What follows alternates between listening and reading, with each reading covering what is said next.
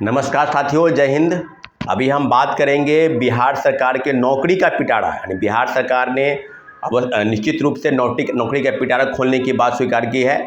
और नौकरी के पिटारा के संदर्भ में माननीय मुख्यमंत्री जी ने स्वतंत्रता दिवस के शुभ अवसर पर आह्वान किया है कि हम 10 लाख नहीं 12 लाख लोगों को नौकरी देंगे। यानी कहने का मतलब है कि जल्द से जल्द। और शिक्षक की बहाली को लेकर भी लगभग ये कहा जा रहा है कि लगभग 2-3 महीने में 2-2.5 लाख लोगों की बहाली फिर से होगी।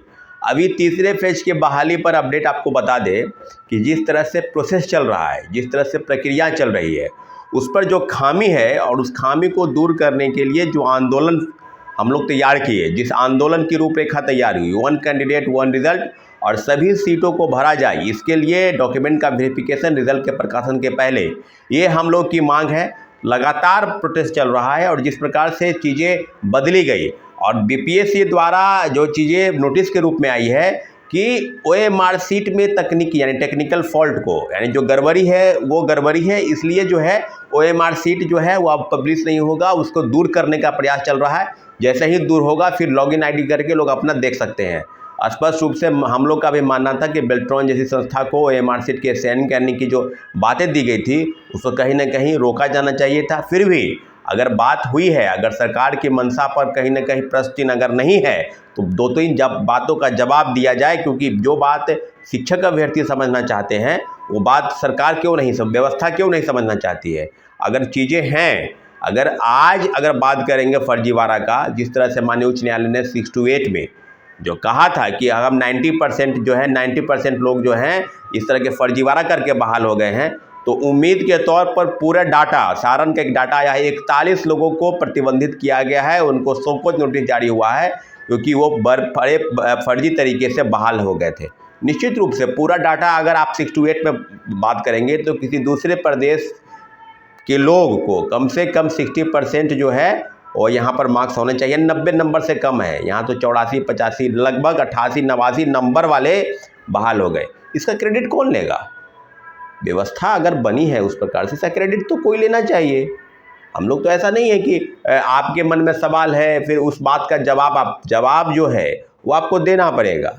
TRE 1 से लेकर TRE 2 तक और TRE 2 से लेकर TRE 3 तक अब सीटों का जो घालमेल करने का षड्यंत्र बीपीएससी और शिक्षा विभाग से चला, उसका भी तो क्रेडिट लीजिए। पहले 1,70,000 लोगों की बहाली की बात की गई थी, फिर 1,20,000 लोगों की बहाली की बात की गई। अब जो ओवरऑल है सीट है वो डाटा जो है वो बीपीएससी और शिक्षा विभाग को बताना होगा। माननीय उच्च न्यायालय में याचिका दायर की गई CWJC 1151। उस मामले में क्या हुआ? 25 दिन बीत गए हैं, कोर्ट का ऑर्डर आया है। नानी तागिया के बेंच ने स्पष्ट रूप से कहा है कि 1 से 4 नंबर वाले और डेट ऑफ बर्थ जो छठे हैं 1 to 5 में, यानी प्राथमिक शिक्षक में TRE 1 में सबका डाटा प्रस्तुत करे, कितने पद रिक्त हैं। मेरा स्पष्ट मानना है कि 20,000 से 25,000 पद जो है ओवरऑल रिक्त हैं। अगर ओवरऑल की बात की जाए, 1 to 5 की बात की जाए, कम से कम 5,000 से 7,000 लोगों को नौकरी दोबारा देने की जरूरत है। परंतु अभी तक बीपीएस और शिक्षा विभाग ने एक भी नोटिस नहीं निकाला है कि आगे क्या करना है। निश्चित रूप से सब मामलों पर हम जल्द से जल्द शिक्षा विभाग के अपर जो मुख्य सचिव हैं सिद्धार्थ साहब, उनके साथ हम मुलाकात करेंगे और बात करेंगे कि कोर्ट के ऑर्डर का क्या हुआ। कोर्ट के ऑर्डर के आलोक में अंदर में बीपीएससी क्या सोचती है, क्योंकि 25 दिन बीत गए, आपको आकलन तो करना पड़ेगा। अब सीटों का कंपनसेट कब करना है? TRE 1 में बड़े पैमाने पर फर्जीवाड़ा हुआ, फर्जीवाड़ा के तो इंतहा पार कर गई, इसका भी तो कोई क्रेडिट लेगा, इसका भी तो कोई जिम्मा लेगा।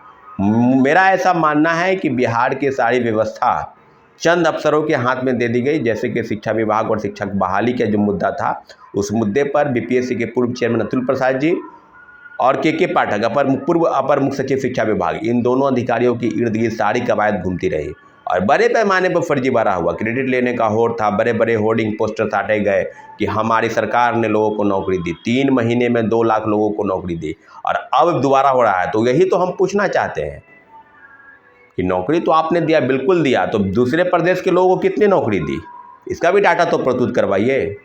1 to 5 में महिलाओं को जो 35% आरक्षण है, उस आरक्षण के नियम का पालन नहीं हुआ। 17,000 नौकरी में से 10,000 से ज़्यादा नौकरी किसी दूसरे स्टेट के महिलाओं को मिला। दिव्यांगता प्रमाण पत्र के आधार पर लोग जो बहाल हो गए हैं, 5-5 हज़ार पर झारखंड और कई राज्यों में डोमिसाइल सर्टिफिकेट, दिव्यांगता प्रमाण पत्र आदि बनाए जा रहे हैं और लोग बहाल हो गए हैं। यहाँ पर 49 नौकरी में मात्र 8 नौकरी बिहार के लोगों को मिला, दिव्यांग हमारे भाई बहन को। बात बिल्कुल इस तरह से सामने आ रही है। अब तो सीटेट वाले मामले पर, फर्जीवाड़े वाले मामले में अगर थंब इम्प्रेशन और ये कराया जाए तो कोई जिला बाकी नहीं है। और ये जांच चल रही है, बड़े पैमाने पर जांच चल रही है। हम लोग स्पष्ट रूप से कहते हैं कि माननीय मुख्यमंत्री जी के इस कथन का हम लोग स्वागत करते हैं। बेरोजगारों की लंबी फौज है, पूरे देश में फौज है, बिहार में भी है, परंतु बिहार के नौकरी पर कहीं ना कहीं आपको डोमिसाइल के बारे में चिंता करना चाहिए। डोमिसाइल के नियम के तहत जिस तरह की चीज़ें ख़त्म की गई, ओवरऑल ओपन कर दिया गया, तो बिहार के लोगों को उस प्रकार से नौकरी तो नहीं मिली। डाटा भी प्रस्तुत है, आरटीआई से खुलासा हुआ है, सब चीज़ें बिल्कुल सामने आ गई है। और बड़े पैमाने पर फर्जीवाड़ा हुआ, इस बात का भी तो जिक्र होना चाहिए। उसका क्रेडिट कौन लेगा? न सत्ता पक्ष हो न विपक्ष हो। अंत में विवश होकर हम लोग को माननीय उच्च न्यायालय जाना पड़ा। पूरी तरह से व्यवस्था बदल दी गई और आज 87,000 पदों पर जो चीज़ें चल रही है शिक्षक बहाली पर, उसमें OMR की जो सीट जारी की गई, फिर उसके बाद जो है रोका गया टेक्निकल फॉल्ट नहीं, उसमें कई तरीके से फर्जीवाड़ा होने की चांसेस हैं। इसलिए हम लोग का स्पष्ट मानना था कि बेल्ट्रॉन को उसका जिम्मा न दिया जाए। बाकी सारी चीज़ों पर हम लोग का स्पष्ट मानना था। 1 कैंडिडेट 1 रिजल्ट क्यों नहीं? 1 कैंडिडेट 1 रिजल्ट पर तो हम लोग का स्पष्ट मानना है कि आप 11-12 का रिजल्ट दे दीजिए। उसके बाद जो है अगर कई लोग, उसके बाद 9-10 का दीजिए। अगर कई चीज़ें हैं, अगर सब लोग सब जगह से पास है, एक लोग 3 जगह से, कोई 2 जगह से पास है, कोई 4 जगहों से पास है, तो रिजल्ट तो सब जगह उसका आएगा, लेकिन काउंसलिंग एक ही जगह वो कराए। क्योंकि काउंसलिंग अगर सब जगह कराता है तो कहीं ना कहीं सब पद एक जगह ज्वाइनिंग करेगा और जितने जगह उसने काउंसलिंग कराया है सब पद रिक्त रह जाएंगे। इन्हीं सब मांगों को लेकर प्रोटेस्ट हुआ था। और प्रोटेस्ट में जिस प्रकार से छात्र नेता की पिटाई हुई, जिस प्रकार से हमारे साथी छात्रों की पिटाई हुई, व्यवस्था आपने लोकतांत्रिक तरीके से लोगों को डिमांड है, आप बात कीजिए, समस्या अगर नहीं है तो उस पर बताइए कि क्या है। और कई तरह के बयान जो हैं सत्ता पक्ष के लोग और विपक्ष के लोग देंगे। जब सत्ता में आ जाएंगे तो वही बात को घुमा कर कहेंगे, जब विपक्ष में रहेंगे तो विरोध का बात करेंगे, उनके स्वर में आपको विरोध नज़र आएगा। तो हम लोग का स्पष्ट मानना है कि 1 कैंडिडेट 1 रिजल्ट और डॉक्यूमेंट का वेरिफिकेशन रिजल्ट के प्रकाशन के पहले, इन्हीं सब मांगों को लेकर हम जल्द से जल्द हम लोग एक और प्रोटेस्ट बुलाने जा रहे हैं। और निश्चित रूप से सरकार की मंशा पर कोई प्रश्न चिन्ह नहीं है, परंतु व्यवस्था ऐसी बनी है, आयोग और विभाग ने मिलकर जो बड़े पैमाने पर फर्जीवाड़ा किया है, उस पर काम करने की ज़रूरत है, उसको रोकने की ज़रूरत है। सीटेट फेल, STT फेल, कई फर्जी वाले, दिव्यांगता फर्जी बनाकर, डोमिसाइल फर्जी बनाकर, एकेडमिक क्वालिफिकेशन कुछ है नहीं, कई लोग ऐसे हैं जो बहाल हो गए हैं, ABCD का ज्ञान नहीं और शिक्षक बन गए। कैसे बदलेगी बिहार की शिक्षा व्यवस्था?